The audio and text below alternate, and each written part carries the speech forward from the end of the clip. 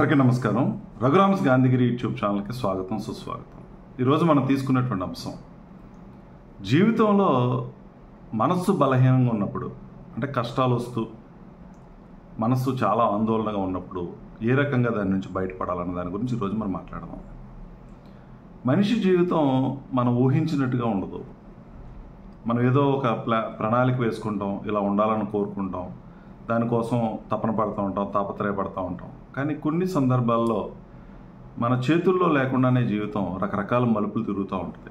అంటే మన నియంత్రణలో లేనటువంటి అంశాలు మన జీవితాన్ని ప్రభావితం చేస్తూ ఉంటాయి. దానివల్ల మానసికంగా మనం కొంచెం ఇబ్బంది పడతాం, బలహీనపడేటువంటి పరిస్థితి కూడా ఉంటుంది. కష్టాలు చుట్టుముడుతూ ఉన్నప్పుడు సర్వసాధారణంగా ఇది అందరూ కూడా ఫేస్ చేసేటటువంటి అంశాలే. జీవితం చాలా భారంగా, చాలా గందరగోళంగా, చాలా ఆందోళనగా, ఒక భయంగా ఉన్న సందర్భాల్లో దాని నుంచి ఏ రకంగా మనం బయటపడాలన్నది ఆలోచన చేయాలి. మొట్టమొదట మనం ఒక బలమైనటువంటి ఒక నిర్ణయానికి రావాల్సింది ఏంటంటే, దీన్ని యాక్సెప్ట్ చేయాలి అందరూ కూడా. జీవితంలో ఏది శాశ్వతంగా ఉండదు. అది దుఃఖమైనా, కష్టమైనా, మరి ఏదైనా సరే, సంతోషమైనా సరే మారుతూ ఉంటుంది. ఇప్పుడు ఉన్నటువంటి ఈ స్థితి ఇలాగే ఉండిపోదు. ఈరోజు చాలా ఆనందంగా, సంతోషంగా ఉన్నటువంటి మనిషి ఖచ్చితంగా ఏదో ఒక సందర్భంలో బాధలు భరించాల్సి ఉంటుంది, కష్టాలను ఫేస్ చేయాల్సిన అవసరం ఉంటుంది. అట్ ది సేమ్ టైం ఈరోజు కష్టాల్లో ఉన్నటువంటి మనిషి కూడా ఇలాగే జీవితం అంతా వెళ్ళిపోదు. ఏదో ఒక రోజు సంతోషం, ఆనందం మన జీవితాల్లోకి వచ్చేటటువంటి అవకాశం ఉంది. కాబట్టి మనం ఈ చేయాల్సిందల్లా కూడా ఓపిక పట్టి సహనంతో ఉండటమే చాలా కీలకమైనటువంటి అంశం. అయితే ఈ గందరగోళమైనటువంటి ఈ మనసులో ఉన్నప్పుడు, మనం ఆ స్థితిలో ఉన్నప్పుడు, మనకి నచ్చినటువంటి పనులు మనం ఎంచుకోవడం ద్వారా, నచ్చిన పనులు చేయడం ద్వారా ఖచ్చితంగా ప్రశాంతత అనేది దొరుకుతుంది. నీకు నచ్చినటువంటిది, ఫర్ ఎగ్జాంపుల్ పుస్తకాలు చదవటం నీకు ఇష్టమైతే పుస్తకాలు చదవటం, మ్యూజిక్ వినడం ఇష్టమైతే మ్యూజిక్ వినడం, మంచి మన అనుకునేటువంటి వాళ్ళతో కలిసి కొంత సమయం గడపాలని అంటే గడపడం, ఇటువంటి పనులు మనకు మనస్సుకు నచ్చినటువంటి పనులు చేస్తే ఖచ్చితంగా మనం ఆ గందరగోళ పరిస్థితి నుంచి ప్రశాంతమైనటువంటి జీవితంలోకి రాగలుగుతాం. అంటే మంచి పుస్తకాలు చదవటం, మంచి మాటలు వినటం, మంచి వ్యక్తులతో కలిసి ఉండటం, నీకు నచ్చినటువంటి పనులు, ఫర్ ఎగ్జాంపుల్ మొక్కలకి నీరు పోయటం అని, కొప్పు తవ్వటం అని, ఇలాంటి పనులు, మ్యూజిక్ వినటం, మంచి మూవీ చూడటం, మోటివేషనల్ మూవీస్ చూడటం, ప్రేరణ కలిగించేటటువంటి చూడటం, ఇవన్నీ కూడా మనం చేయగలిగితే కొంచెం ప్రశాంతమైనటువంటి జీవితంలోకి మనం రాగలుగుతాం ఈ గందరగోళ పరిస్థితి నుంచి. మనిషి ఇప్పుడు కూడా ఒక విషయాన్ని మనం గుర్తుపెట్టుకోవాల్సింది ఏంటంటే, జరిగిపోయినటువంటి దాని గురించి అదే పనిగా కూర్చొని ఆలోచించడం వల్ల జరిగేది ఏం లేదు. దాని నుంచి ఎంత త్వరగా మనం బయటపడగలం అనేటువంటి ఆలోచన ధోరణితో మనం ఉండాలి. నిజంగా జరిగినటువంటి నష్టాన్ని మనం ఎలా చూడాలి అంటే, ఇంతటితో ఆగిపోయింది, పోన్లే, ఇంతకన్నా ఎక్కువగా జరిగితే ఏంటి పరిస్థితి అనేటువంటి ఆలోచన ధోరణితో మనం ఉండాలి.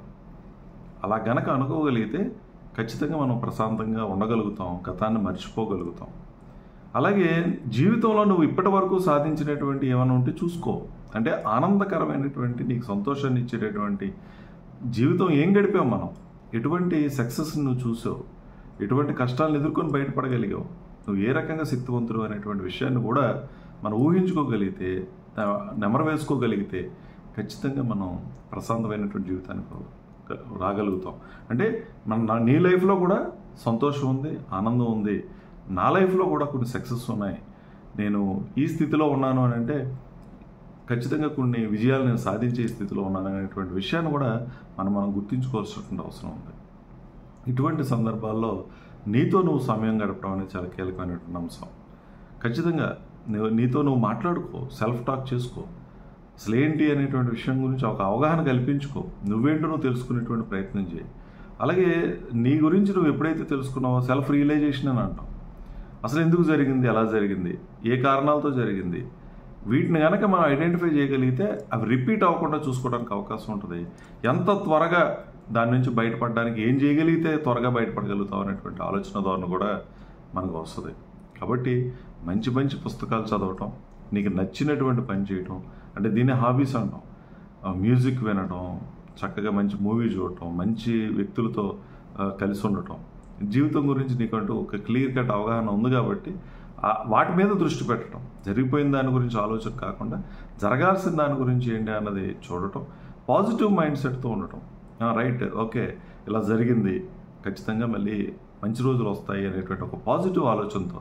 అంతేగాని ఇలా జరిగింది కాబట్టి ఇంకంతా అయిపోయింది, ఇంకేమీ సాధ్యం కాదు, నా వల్ల ఏం కాదు, ఇది జరగటం వల్ల చాలా నష్టపోయాను, నేను ఆర్థికంగా నష్టపోయాను, అందరి దగ్గర చులకనైపోయాను, లేదా నేను ఒక ఫెయిల్యూర్గా అందరికీ కనిపిస్తున్నాను, ఇటువంటి నెగిటివ్గా కాకుండా పాజిటివ్గా ఆలోచించుకో. అందుకని మనిషి ఎప్పుడు కూడా నీ ఆలోచన ధోరణిలోనే నీ జీవితం ఉంటుంది. నువ్వు పాజిటివ్గా ఆలోచించుకుంటే నీలో ఉన్నటువంటి పాజిటివ్స్ని చూసుకుంటూ, ఉన్నటువంటి ఆపర్చునిటీస్ని చూసుకుంటూ మనం ముందుకెళ్ళాలి తప్పించి అదే పనిగా జరిగిన దాని గురించి ఆలోచిస్తూ, ఆ కష్టకాలం గురించి ఆలోచిస్తూ బాధపడుతూ కూర్చుంటే మాత్రం ప్రశాంతత లేకపోగా నువ్వు ఏదైతే చేయాలనుకుంటున్నావో దాంట్లో ఏమీ సాధించలేనటువంటి పరిస్థితికి మనకి వెళ్ళిపోయేటటువంటి అవకాశం అనేది ఉంటుంది. అందుకని నీతో నువ్వు సమయాన్ని గడుపుకో. కొన్ని సందర్భాల్లో ఒంటరిగా ఉండడం అనేది చాలా మంచి అంశం కింద మనం భావించాల్సిన అవసరం ఉంటుంది. ఒంటరిగా ఉన్నప్పుడు ఇవన్నీ జరుగుతాయి, నీ గురించి నువ్వు తెలుసుకునే ప్రయత్నం జరుగుతుంది. అసలు రియలైజ్ అవ్వటానికి, అసలు ఇదే ఏం జరిగితే ఏమైంది అనేటువంటి ఒక రియలైజేషన్ అనేది తెచ్చుకోవటానికి మంచి చక్కటి గుణపాఠం అనమాట. జీవితంలో జరిగేటటువంటి ప్రతి సంఘటన, అది నువ్వు బ్యాడ్ ఇన్సిడెంట్ అనుకున్నప్పటికీ కూడా భవిష్యత్తులో జరిగేటటువంటి మంచికి ఇది ఖచ్చితంగా ఉపయోగపడుతుంది.